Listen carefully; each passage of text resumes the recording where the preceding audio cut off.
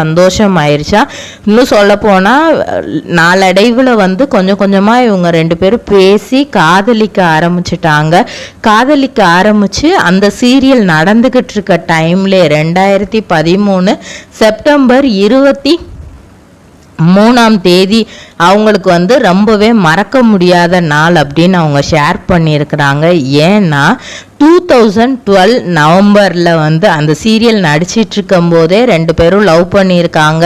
வீட்டில் சொல்லியிருக்கிறாங்க, ஓகே 2 பேரும் ஒரே சீரியலில் நடிக்கிறீங்க, ஓகே கல்யாணம் பண்ணிக்கோங்கிற மாதிரி 2 சைடில் இருந்தும் ஓகே ஆயிடுச்சு. நவம்பர் 2012 கல்யாணம் நடக்குது.